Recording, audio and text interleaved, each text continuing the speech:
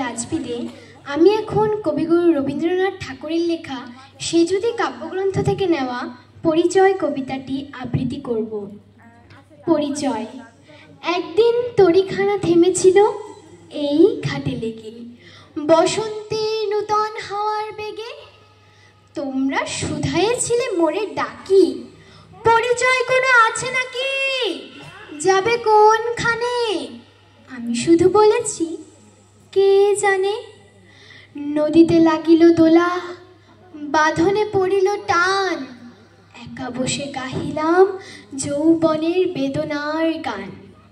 সেই গান শুনি কুসুমিত তরুতলে তরুণ তরুণী তুলিল অশোক। মোর হাতে দিয়ে তারা কহিল এ আমাদেরই লোক।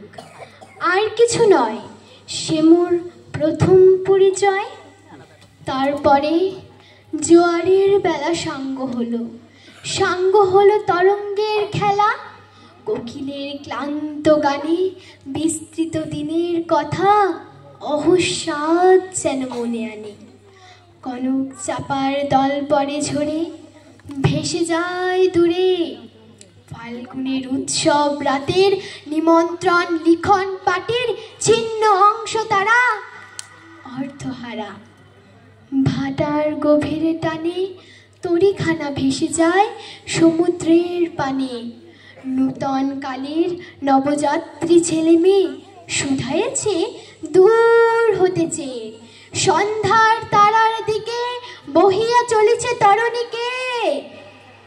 সেতারেতে বাঁধিলাম তার, গাহিলাম আর বার, মোর নাম এই বলে খ্যাত হোক আমি তোমাদেরই লোক।